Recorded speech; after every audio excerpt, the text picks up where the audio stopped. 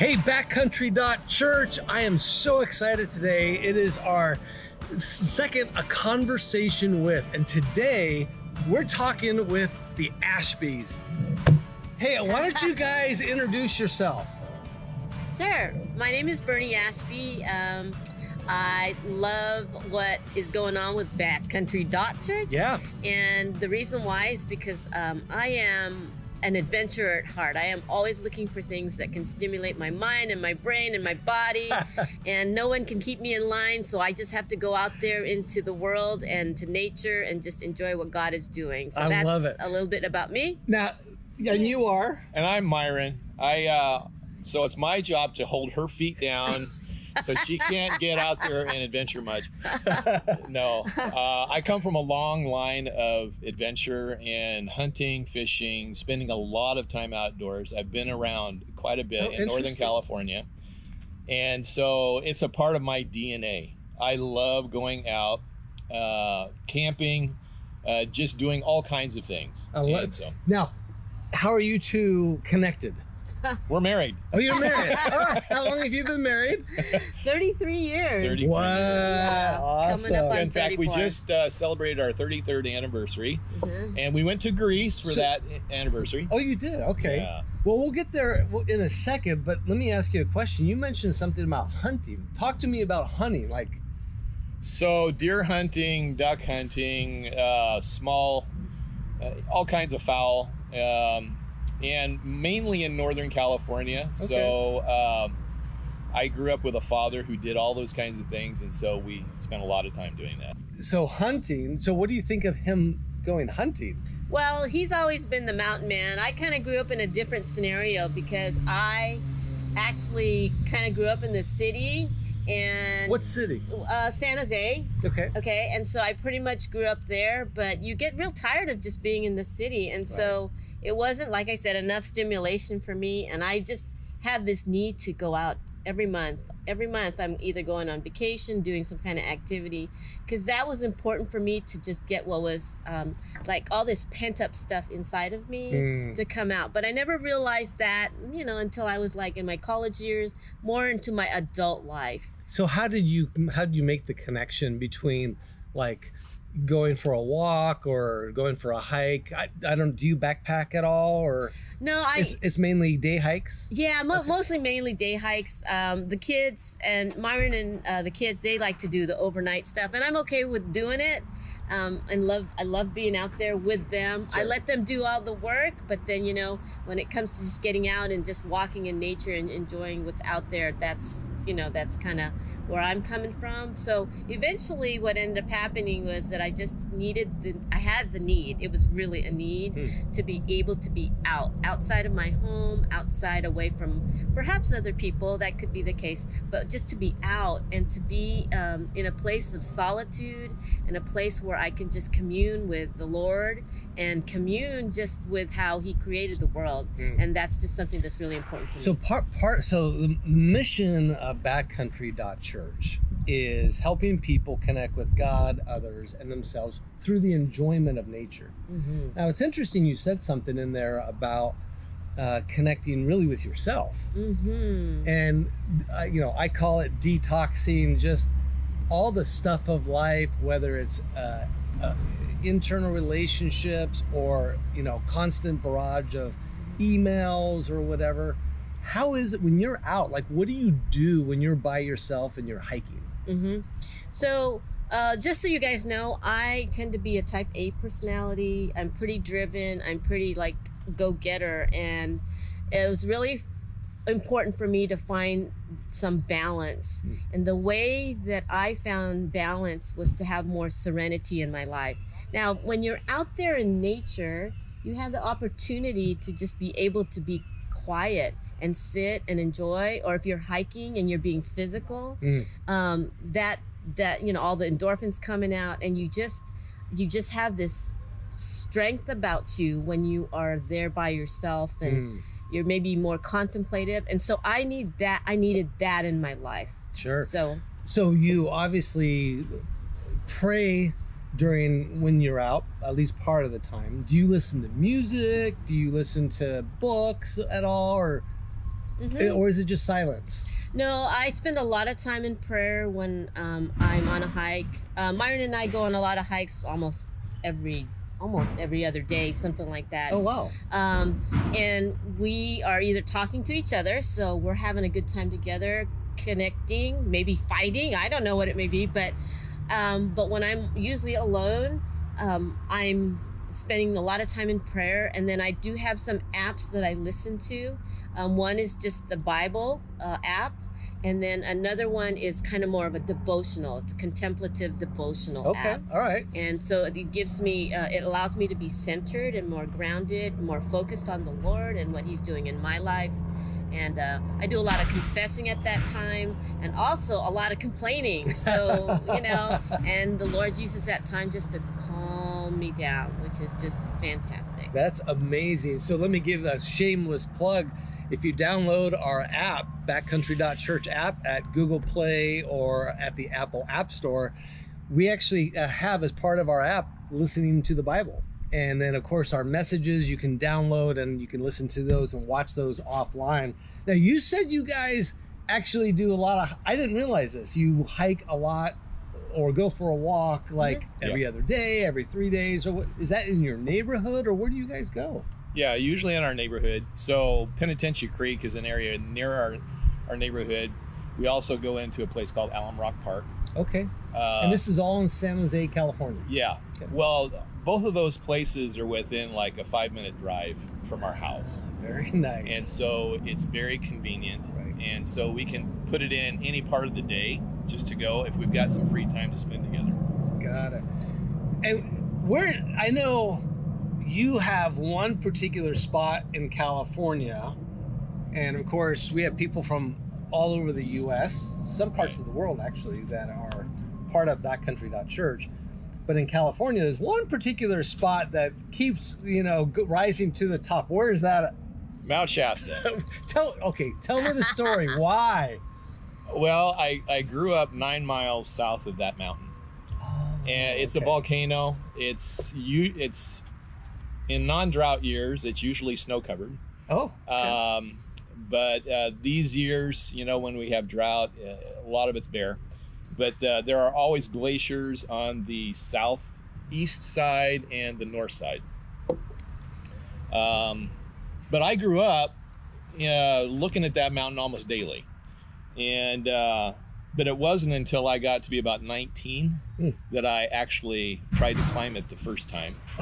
And how'd that go? And it did well. And so it was kind of out of whim with some friends.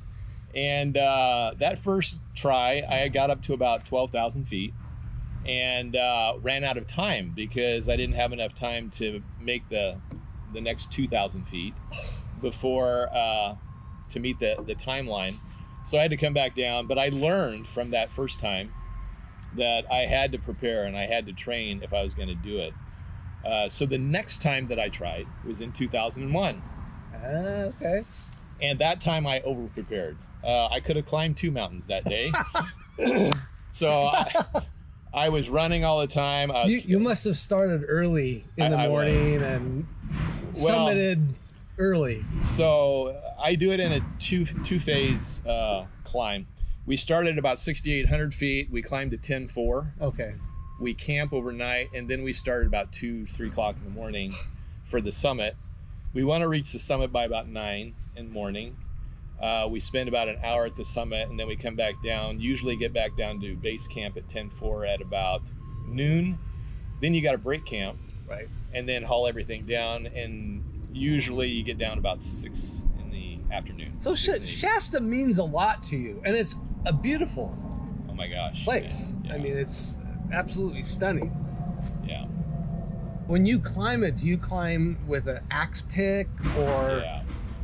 Yeah. So we always have gone up Avalanche Gulch, which just requires an ice axe and crampons.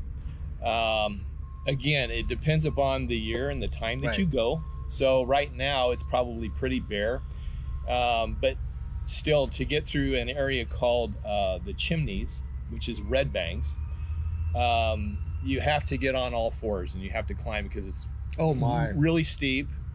It's always shaded, so there's always ice. Have you done there. this with him? Oh no, not this one. I keep on trying to recruit her. That seems a little bit. Oh yeah, Now- I just let him do that the uphill stuff. Now, if I'm not mistaken, you've hiked in places outside of the United States. Well, what we had planned to hike somewhere when we were on this last trip, but I ended up getting sick, so we couldn't do it. no. Yeah, Okay. it was such a bummer, and we had to cancel our trip, and it was a big disappointment. Oh, okay. But you have not gone hiking in Thailand or anywhere like that. No, I don't go. I go on some of these excursions, and there you have opportunities to go see locations and Yeah. visit various places. So I've just done some low-key hiking around just the Southeast Asia area, but Awesome. not any really big, heavy-duty hikes. Sure. So you're an international hiker. Yeah, you might say that. And when I go to Europe, obviously you're doing a lot of walking. Right. I do try to hit, like when we went to Switzerland, we did some hiking there. She just did a mic drop. You've been to Switzerland. I have. I did and not know this. it's stunningly beautiful, and it's a fantastic place to hike because it's so beautiful. What was your favorite experience there? To be honest with you, it's hiking just up on the hills and hearing the cowbells on the cows as you walk, or you walk right by them, or you pass right by them. It was just so surreal, so European, so very Swiss. And that's just a kind of a dream I've always wanted to experience. Just No those, way. I mean, a simple little experience like that just touches your heart. Absolutely. Yeah. And I'm sure you got a lot of videos and. Not too much of that one.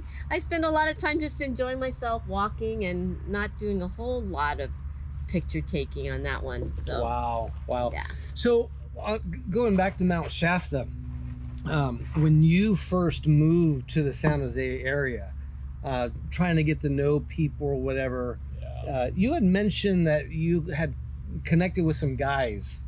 Yeah. Tell me about that. So these were guys that I met in college, and we formed really strong relationships through a ministry that was happening on campus.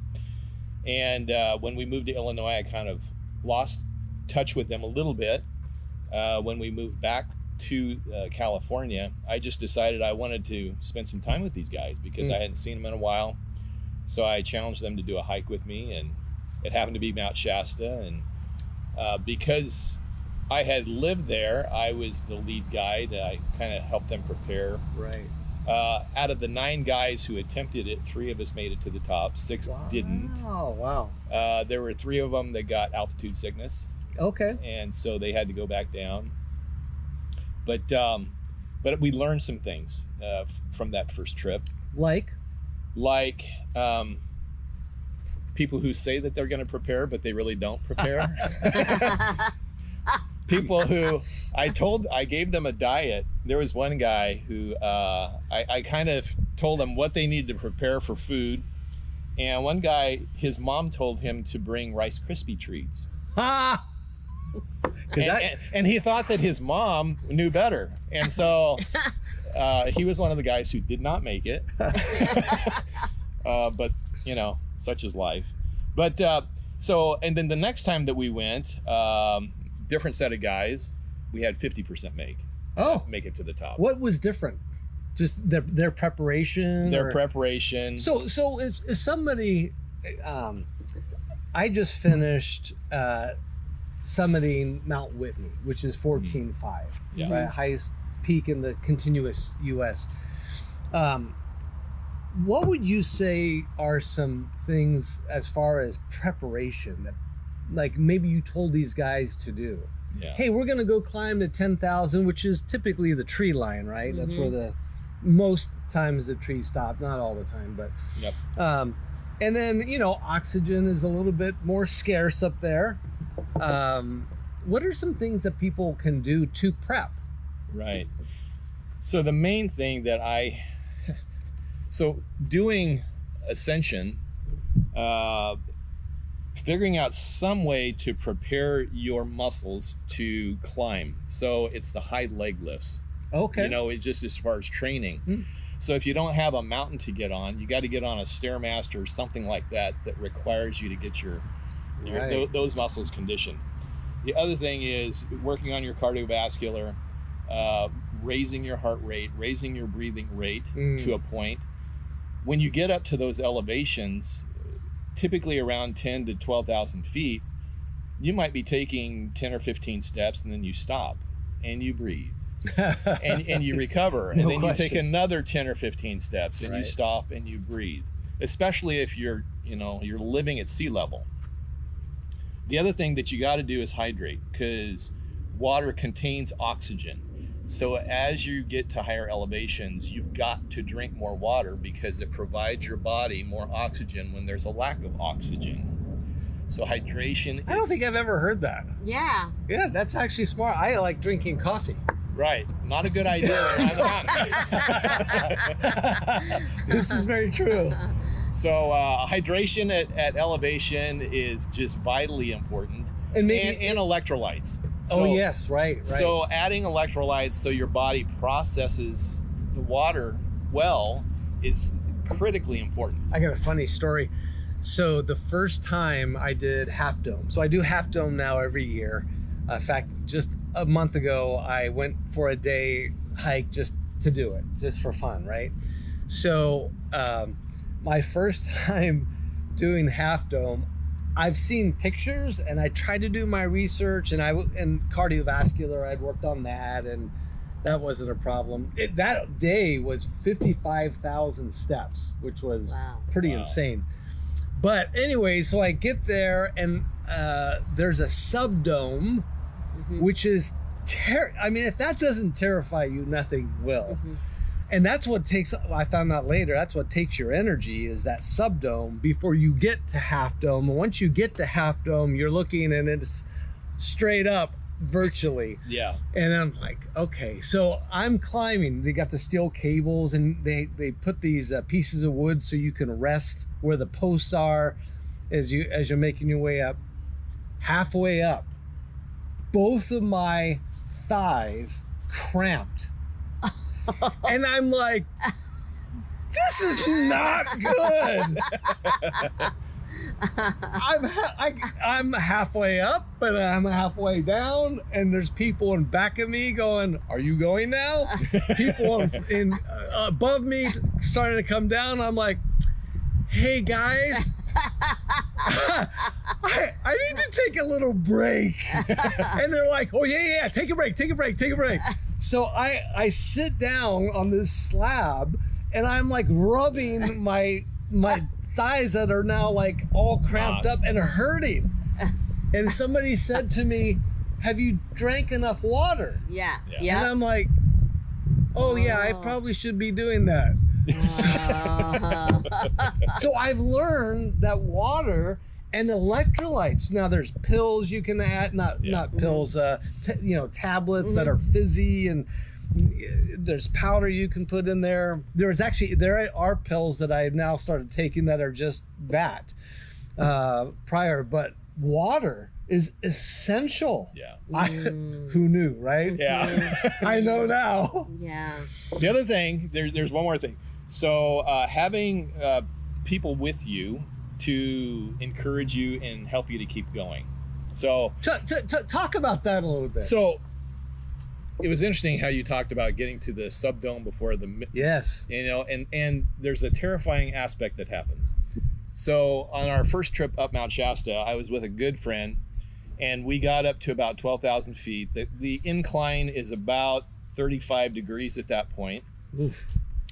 And for some strange reason, when he got to 12,000 feet, he turned around and he looked backward, all right? And he looked at the slope, and all of a sudden this fear took over his mind that he knew, like, if he stumbled or slipped, he was done. Right, he was sliding, And he looks at me and he says, "Myron," he says, "I can't go any further."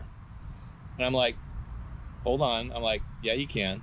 I'm like, just turn around, face the mountain, one step at a time. Just one step at a time. We'll do this together. And so he started doing that. He just started going one step at a time. Of course, that's right below the area that is the Chimneys, Red Banks, where you have the solid ice that's like 45 degrees, all right?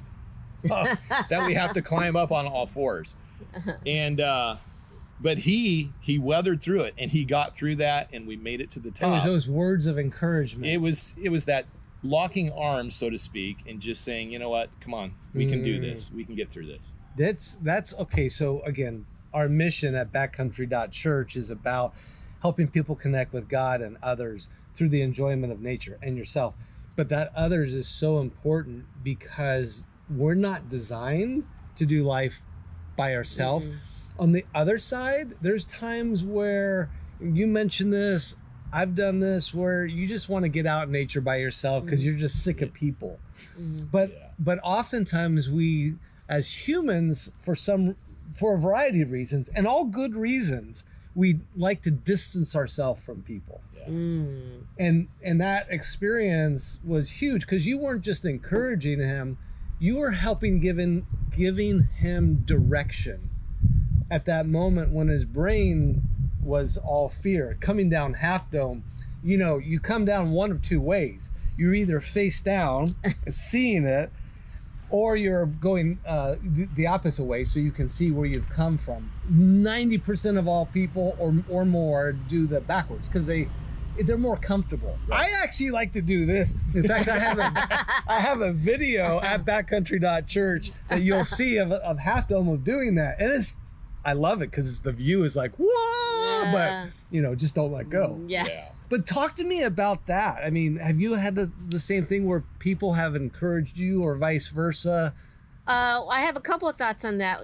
What Myron sometimes takes me up to some really difficult places, and he's more of an experienced mountain climber, backpacker, and I just like those daily walks to experience life and nature, etc. And Myron's he just helps me during those times, and he could be like 5 or 10 steps ahead of me. And he's never ahead of me. He's always beside me. He's always behind me, making sure I'm, taking the right steps. He helps me to buy the right shoes to be able to, support my ankles, for example. Those things are big deals because, I'm not that experienced as, for example, Myron, but I love to hike. And so it's really nice to have a partner that, just walks with me, and we talk and we just enjoy it that way. There was one time we climbed the Grand Canyon, and this is kind of interesting, Kyle, when you're talking about people.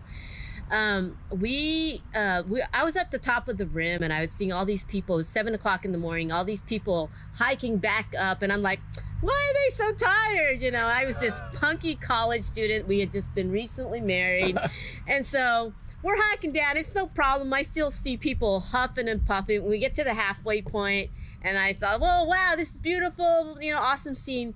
But then going back up, I didn't realize how challenging it would be because I wasn't in shape, at that time.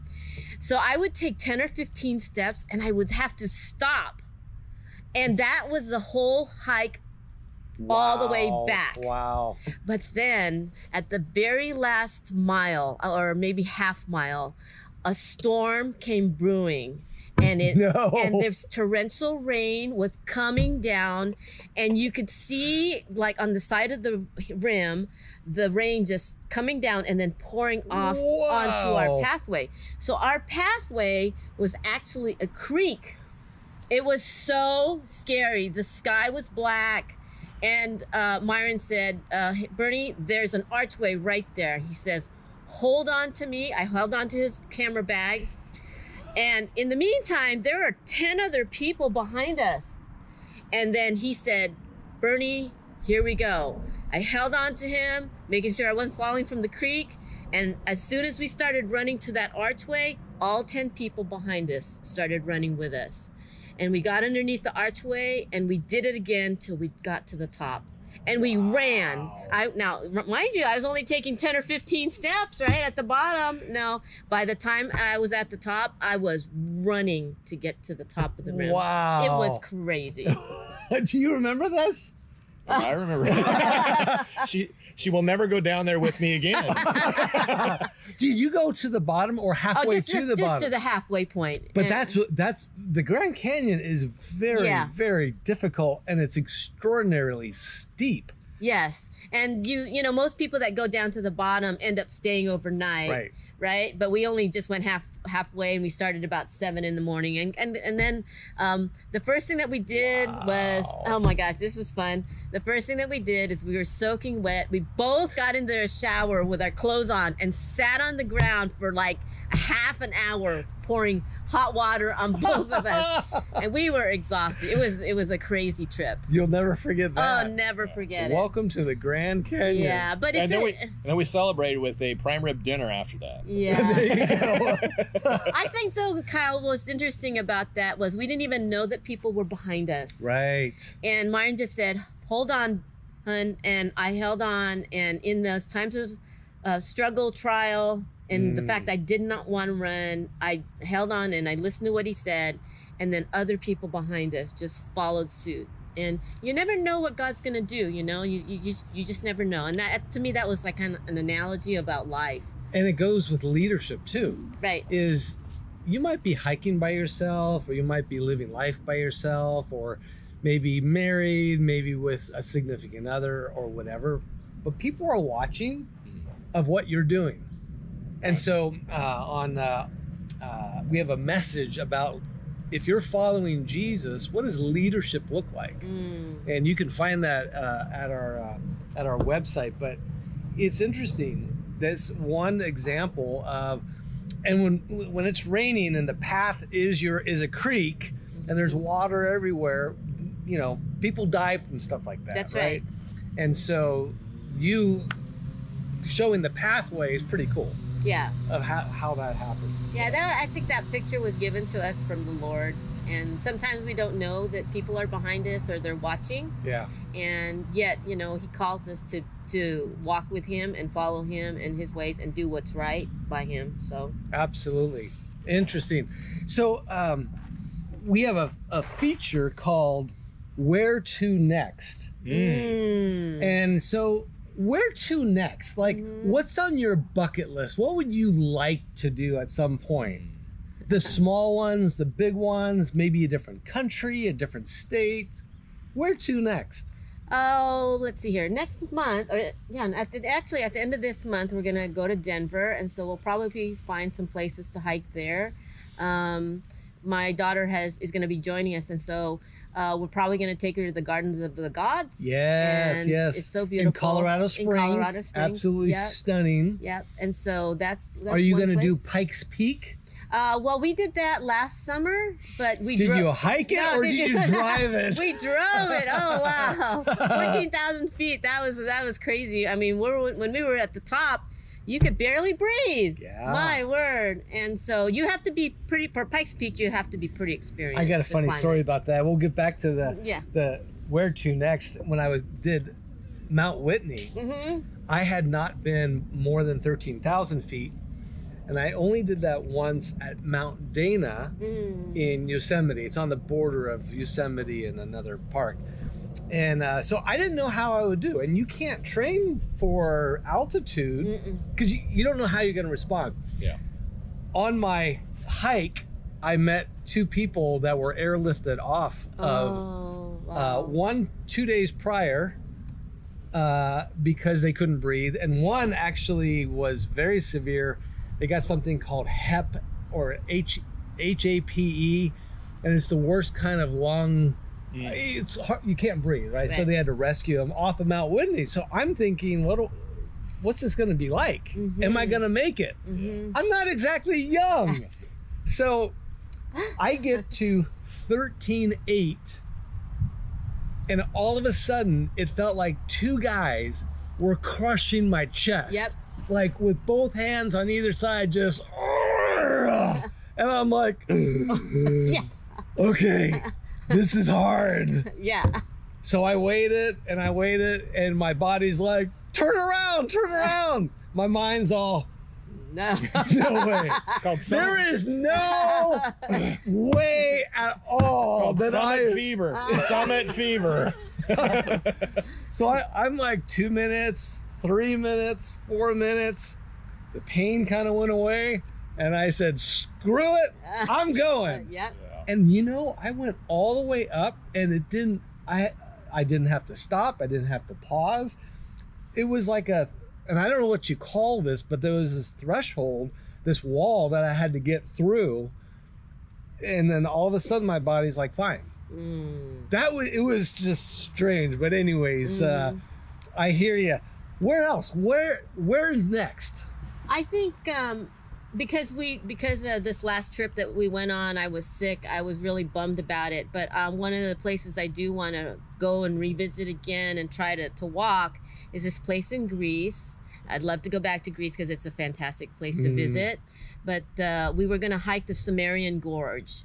Oh, okay. And you start off, I'm not sure what elevation, but you go down 2 miles, just descending, and then the rest of it is flat. But at the very end, there's, the gorge is in this closest spot that it can connect. It's only 4 feet to get through. But at the very end, it opens out into the ocean, and we hear that it's just beautiful. Wow, so, okay. So that's about an 8 or 9 mile hike. It's not too tough, sure, but it's still doable. The terrain going down is a little bit tough as far as what we heard. Absolutely. What about you? What's on your bucket list? All right, so next spring, I am going to join my daughter because she's had a desire to do Machu Picchu. Yeah, love it. That's in Peru. That's in Peru, and so that's a 4-day hike. Yes. Backpacking hike. Oh, you're going backpacking there? Yeah, and so and we're hiring a tour guide to take us, and so they're providing the food. I think they're providing tents. All we gotta take is basically water and sleeping bag, and that's pretty much it. That's amazing. So, this is you and your daughter? Yes. Awesome. Where else? Oh my gosh, I haven't thought beyond Greece. Yeah, so Machu Picchu, well, you've always wanted to do the Camino. Oh yeah, so there's the Camino. That's a 500-mile hike. You can do portions of it, which I'm considering doing, not necessarily the 500 miles. It takes about if you're going to do about the whole 500 miles, it takes about a month to do. And it's about 10 or 15 miles a day that you'd hike, and you stay at hostels and different places. But it's a very well-known hike where a lot of people go, and they use that time to really contemplate about their life and their purpose and why they're doing it. It is a pilgrimage, so a lot of people go there to try to find themselves, and in the meantime they're also making friends. And here's the beauty about like hiking or even traveling, the connections that you make with people, strangers. In the Bible it talks about strangers ministering to you and you ministering to strangers. You have that opportunity, and you have an opportunity to shine your light and just talk about your relationship with Christ as well, if you have one. And so I love that about just hiking and being traveling. Now, would you go with her on the Camino? If yes, I will go with her on the Camino. I want a date. No, so I got a funny story. So the first conversation with Keith Warner, that's where he and his wife are planning to go next spring. Oh, really? Yeah. Okay. So, anyways, hey, so can people follow you on social media? Yeah, they can just Bernadette Ashby, Myron Ashby. For me, I'm never on social media, so it would be hard to follow me. You can catch him at Mount Shasta. Instagram's a great place. You can look me up there. Shows a little bit of our adventuring and the trips that we take. It's called M&B Adventures, and we share with people what we're doing. Well, this has been an amazing time. Thank you so much for just sharing about your adventures, who you guys are. What an encouragement. Hey, you can check us out. If you haven't downloaded the app, make sure you download the backcountry.church app on Google Play or the Apple App Store. Make sure you follow, subscribe, and like us at the social media platforms: YouTube, Facebook, Instagram, and TikTok and Twitter. Don't forget Twitter. Hey, Love you guys. We'll be back more next week for another A Conversation With. God bless and have an amazing week.